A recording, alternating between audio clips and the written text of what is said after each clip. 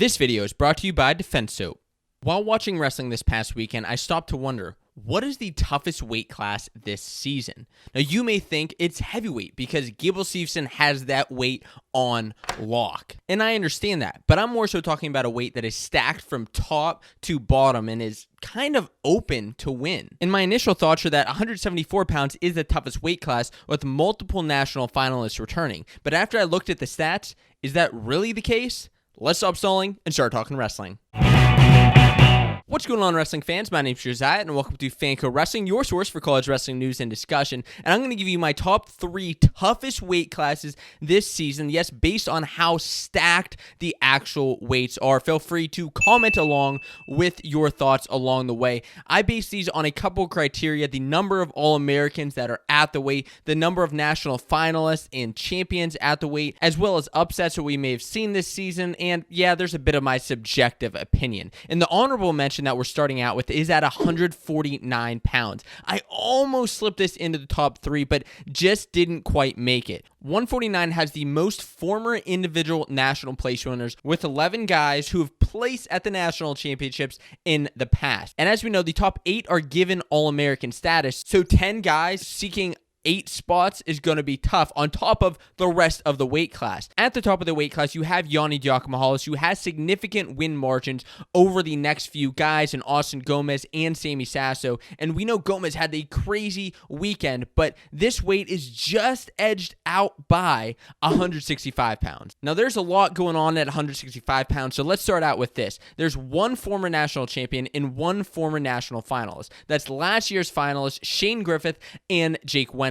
Coming into the fray this year is Evan Wick, who to me is the undisputed number 1. Next up is Alex Marinelli, who, while he was upset earlier this year by Carson Hartzler, he did just win his 4th Big Ten title and is coming into the national championships on a hot streak, as well as Keegan O'Toole of Mizzou, who is undefeated this season. So I said this weight is deep, right? So let's take a look at this winning chain of command. Evan Wick and Alex Marinelli both have wins over Michigan's Cam Amin this year. Amin beat Carson Hartzler, who defeated Julian Ramirez, who defeated Shane Griffith, who defeated Anthony Valencia, who defeated Jake Wenzel. So yes, there's a lot going on there, but then you have to remember that Carson Hartzler beat Alex Marinelli, but Shane Griffith beat Carson Hartzler, and Hamidi just recently beat Hartzler at Big Ten. So like, there's a lot of switches and changes throughout that chain of command where, yeah, Wick and O'Toole and Marinelli may be the top dogs at the weight, but then you have a lot else going on. Outside of that, you have Peyton Hall and Travis Whitlake, Dean Hamidi,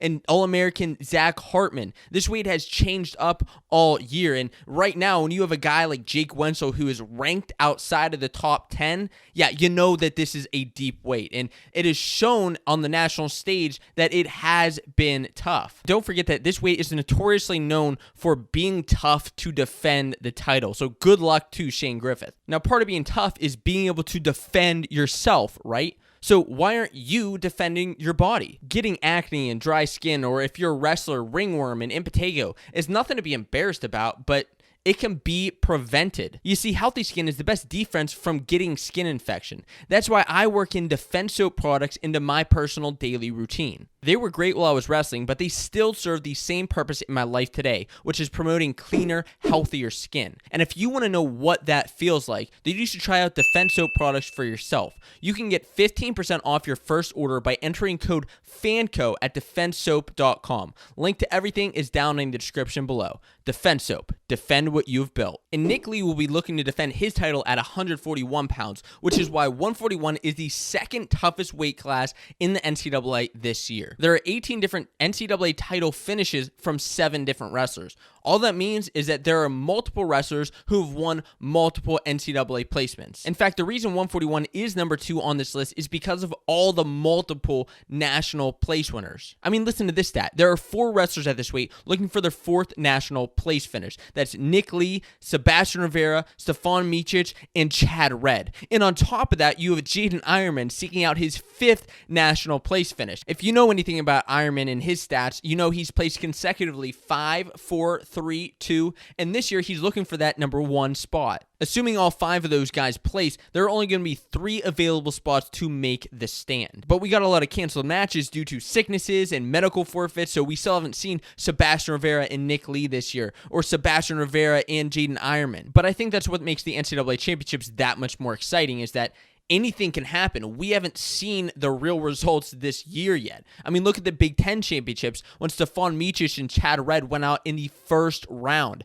That was unexpected. And on top of that, across the entire 141-pound weight class, you have 6 guys who have 2 losses or less this year, meaning they don't like to lose, and they're not going to like to lose on the big stage. Nick Lee's going to have some competition. Can he defend his title? And that moves us on to the number 1 toughest weight class this year, which has another guy looking to defend his title. Across the weight, there is 7 national place winners, 4 national finalists, and 2 champs. This weight, if you haven't guessed it already, is 174 pounds. So let's take a look at a couple of these guys. You have Hayden Hidlay and Michael Kemmer, who from in the past bumped up from 157 up to 174, and both made national finals throughout their history. And on top of that, you have 2 guys who are national champions in Mekhi Lewis and Carter Sirachi. Sirachi won his title last year. Mekhi won it in 2019. And outside of those 4 finalists, you have Mikey Labriola and Logan Massa, who are 2-time national place winners. So at this weight in the Big Ten, you have a pretty clear line of command. You have Sirachi, who beat Massa, who beat Labriola, who beat Kemmer, and those are all recent wins.